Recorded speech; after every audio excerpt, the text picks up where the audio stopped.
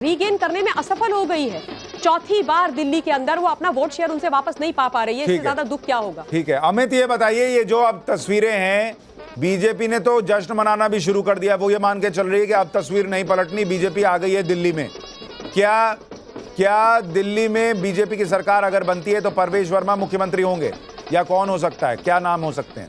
देखिए, मुझे लगता है कि एक तो जो ट्रेंड है और कुछ दो चार सीटें ऐसी है जिसमें बहुत मार्जिन कम है, लेकिन बहुत ज़्यादा फर्क नहीं होगा। दो चार सीटें आगे पीछे होंगी, लेकिन मुझे लगता है कि बहुमत के साथ बीजेपी सरकार बनाती दिख रही है अभी तक के हिसाब से। निश्चित तौर पर एक बड़े कंटेंडर के तौर पर परवेश वर्मा अगर जीतते हैं, अभी हालांकि परवेश वर्मा पीछे चल रहे हैं, लेकिन अगर परवेश वर्मा जीतते हैं तो फ्रंट रनर जरूर होंगे वो मुख्यमंत्री के, क्योंकि एक तो उन्होंने सबसे बड़ा एक जाइंट किलर के तौर पर वो अरविंद केजरीवाल को हराएंगे अगर हराते हैं तो। लेकिन अभी हालांकि वो बढ़त पे चल रहा है, लेकिन मुझे लग रहा है कि एक ट्रेंड जो है वो बीजेपी के पक्ष में है। नहीं, लेकिन अगर अवधेश जी, एक तो ये पैटर्न भी है कि जो नई दिल्ली जीतता है वही सीएम बनता है, लेकिन अगर परवेश वर्मा नई दिल्ली हार जाएं और सरकार बीजेपी की बने तो भी परवेश वर्मा मुख्यमंत्री बन सकते हैं? नहीं, बनने का कोई प्रश्न ही नहीं है। धामी को तो बनाए थे, कंटेंडर रहेंगे। धामी वाली बात अलग थी, वो दिल्ली में अलग है। नहीं, वो नहीं होंगे, तब विधायक में से होगा। नहीं, सुनिए, मतलब अपनी जगह। नहीं, जब बीजेपी की सरकार बनी थी तो नई दिल्ली सीट से जीतने वाले मुख्यमंत्री नहीं थे ना। मदन लाल खुराना नई दिल्ली से जीते थे, ना साहिब सिंह वर्मा जीते थे।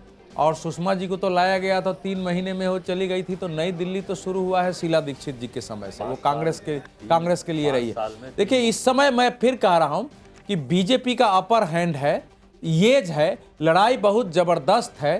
जो 15-20 में बीजेपी ने अपना ग्राफ गिरा लिया था, उसमें बेहतर प्रदर्शन किया है। करीब 8% वोट उसके 8-8.5-9% वोट उसके बढ़े हैं।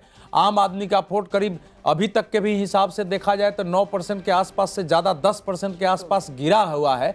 तो ये अब इलेक्शन कमीशन के वेबसाइट से दिखा रहा हूं। तो ये चुनाव अभी फंसा है, लेकिन अभी तक के ट्रेंड बता रहा है कि बीजेपी बेहतर पोजीशन में आम आदमी पार्टी से है। अगर ये जीत हार लेकिन जो होगी ना, उसमें मैं पहले भी आपको बोला कि 2 से 3% से ज्यादा का जीत हार का अंतर मुझे दिखाई नहीं देता है। इसीलिए एग्जिट पोल के साथ भी मैं बार बार कह रहा था कि सीटों में समस्या रहेगी, वोट परसेंटेज ये रहने वाला है। बहुत ज्यादा अंतर अब थर्ड राउंड की गिनती शुरू हो गई है। थर्ड राउंड की गिनती चल रही है, कहीं कहीं फोर्थ राउंड की गिनती हो गई, किसी जगह फिफ्थ राउंड की भी गिनती हो गई है। तो थर्ड राउंड, फोर्थ राउंड, मोटे तौर पे कितने हर सीट पे कम से कम 12-13 राउंड तो होगा। 16 राउंड है। 16 राउंड, ठीक है, 16 राउंड है। और एक ईवीएम खुलता है तो उसमें से 1300-1200 वोट निकलते हैं। 1000 तो कम से कम, 1000 तो मिनिमम निकलता है। तो मान के चलिए कि अभी अगर 3-4 राउंड की काउंटिंग हुई है, कहीं 6 राउंड है, कहीं 5 राउंड है, तो मान के चलिए अगर 10 राउंड भी एवरेज सब जगह बचा हुआ है तो करीब करीब 10 राउंड और 1000 यानी 10,000 वोटों की गिनती बची है। और कहीं पर अगर 500 का मार्जिन है, कहीं 1000 का मार्जिन है, कहीं 200 का मार्जिन है, तो 10,000 वोट बड़ी संख्या है। नहीं, 10 का मतलब करेक्ट है। जब ये राधिका जी 42-28 है, लेकिन अभी दूसरे तीसरे राउंड की ही काउंटिंग हुई है। सुशांत जी, एक बात तय है, दिल्ली से आपदा टल चुकी है। अब दिल्ली में आपदा नहीं आएगी, दिल्ली में कमल खिलेगा, दिल्ली वासियों की जीत हो चुकी है। और यहाँ पे कोई बात कर रहा था कांग्रेस पार्टी की, कि कांग्रेस पार्टी की परफॉर्मेंस को लेके, राहुल गांधी की कैंपेन को लेके। राहुल गांधी तो जी स्टार कैंपेनर है पिछले 2020 के ठीक है, हमारे साथ शैली ओबराय भी जुड़ गई हैं 1400 से ज्यादा आम आदमी पार्टी से। 4 कॉन्स्टिट्यूंसी में काम किया था। शैली जी, 42-28 दिख रहा है मामला। 42 बीजेपी, आम आदमी पार्टी 28। अभी उम्मीद बची है कि नहीं? देखिए, अभी तो तीसरा या चौथा राउंड चल रहा है और अभी आप देख सकते हैं, अगर हम रुझानों की बात करें, बुराड़ी में हम लीड कर रहे हैं, तिमारपुर में लीड कर रहे हैं, आदर्श नगर, किराड़ी, सुल्तानपुर, वजीरपुर, सदर बाजार, चांदनी चौक, मटिया महल, ऐसी बहुत सारी सीटें हैं जहां हम अभी लीड कर रहे हैं। और बाकी सीट्स पर अभी जो मार्जिन है वो बहुत कम है। अभी काफी समय बचा हुआ है। हमें लगता है हम सबको अभी इंतजार करने की जरूरत है। और जिस प्रकार से दिल्ली की जनता ने वोट डाला, वो काम की राजनीति पर वोट डाला है। और जिस प्रकार ने भारतीय जनता पार्टी ने चुनाव लड़ा है, नहीं शैली जी, देखिए, चुनाव आयोग की वेबसाइट पर सारी 70 सीटों के रुझान आ गए हैं और उस चुनाव आयोग की वेबसाइट पर भी बीजेपी 43 पर आगे है और आम आदमी पार्टी 27 पर। मैं आपको यही कहना चाह रही हूं कि अभी इंतजार की जरूरत है और बाकी जो अभी सीट्स हैं उसका जो मार्जिन भी बहुत कम है और जैसे जैसे समय आगे चलेगा, जैसे जैसे काउंटिंग आगे होती जाएगी तो अभी नतीजे आने वाले आधे घंटे, 1 घंटे या 2 घंटे में कुछ ठीक है। लेकिन ये जो इतनी क्लोज फाइट दिख रही है शैली जी, ये बताइए कि अभी आप लोगों ने एमसीडी में भी अच्छा प्रदर्शन किया और उसके बाद जो ये तस्वीर बनी, ये क्यों पलटी चीजें? देखिए, एमसीडी की अगर बात करें, पिछले 15 साल एमसीडी भारतीय जनता पार्टी ने चलाई और दिल्ली की जनता ने हमें मैंडेट दिया। हमने एमसीडी में पिछले 2 साल में काफ़ी अच्छा काम किया।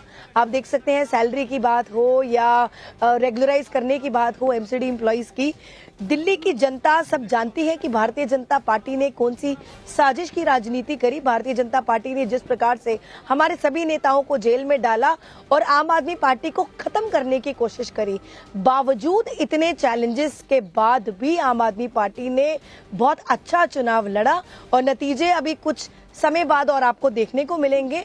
और मुझे पूरा विश्वास है दिल्ली की जनता पर कि हम बहुमत से, मेजॉरिटी से हम लोग सरकार बनाने वाले। राधिका जी, आम आदमी पार्टी ने उम्मीद का दामन नहीं छोड़ा है। उनको लग रहा है कि अभी वो, अच्छा राधिका जी चली गई हैं, लेकिन जो इनकी उम्मीद है अजय जी, आपको लगता है कि इस उम्मीद को बचने की कोई गुंजाइश आपको लग रही है? देखिए, आप जो कह रहे थे कि 10 राउंड में करीब मैं भी देख रहा था 15,000 से ज्यादा वोट है, कहीं 1200 हैं, कहीं 1300। एवरेज कह रहा था कि 15,000 से ज्यादा वोट है। ठीक है।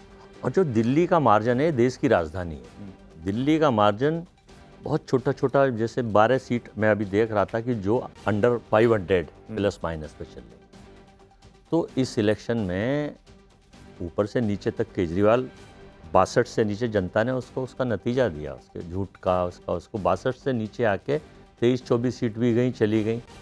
हम लोग, हमारे पास ये था पहले कि भाई आपस में गठबंधन से लड़िए, राहुल गांधी के पास बहुत दबाव आया हमारे नेता के पास, हमारे और ने, लेकिन अजय माखन जी, संदीप दीक्षित जी और भी लोग थे, देवेंद्र यादव जी, उन्होंने कहा नहीं, जनता ही चाहती है आप इलेक्शन अकेले लड़िए। तो एक रणनीति तय हुई कि हम हारें या जीतें या हम कितना गेन करें, हम अकेले लड़ेंगे। और उसी के तहत हमने गठबंधन को, हालांकि दबाव और सारे दलों का था कि भाई आप लोग मिल के लड़िए, हम मोदी को हरा सकते हैं। हमने कहा बात मोदी की नहीं है, दिल्ली की दिशा की है, हार जीत चलती रहेगी, फिर आगे कर लेंगे अपनी मजबूती से। क्योंकि आपने देखा हमको क्षेत्रीय पार्टियों ने बहुत सारी जगह डेंट किया हुआ है। पिछले इलेक्शन में भी हम लोगों को नुकसान हरियाणा में हुआ, महाराष्ट्र में हुआ, गुजरात में हुआ, गोवा में हुआ। तो उसका लिए कि अब एक रणनीति, अब हमारी नई कमेटी इस चुनाव के बाद ऑल इंडिया की बनेगी, प्रदेश अध्यक्षों की बनेगी। कुछ एक नई रणनीति हम तय कर रहे हैं, क्या करना है, कैसे करना है। परिवर्तन प्रकृति का नियम है, गिर के ही आदमी उठता है और गिरते हैं सहसवारी मैदानी जंग में, वो तुखल क्या गिरेंगे जो घुटनों के बल चलेंगे। तो हमारी कोशिश, राजगोपालन सर। वर्मा जी का जो बोल रहे हैं वो सारा सचमुच ठीक है, क्योंकि कांग्रेस को परिवर्तन करना, वर्मा जी को अध्यक्ष बनना है, खड़गे को छोड़ना है, क्योंकि जो वर्मा जी का जितना खून गर्म है वो राहुल गांधी का है नहीं है। दूसरी चीज है, अभी जो नतीजा दिखा रहे सुशांत जी, वायदा से कह सकता हूं Arvind Kejriwal leader of opposition बनेंगे, बस इतना तक आ गया। क्योंकि जैसे वर्मा जी ने बोला 67 से 27 आ गया, 40 सीट बीजेपी का फायदा होगा, 3 से 43। सो देयरफॉर मुझे लगता है बीजेपी का चीफ मिनिस्टर 35 तो क्रॉस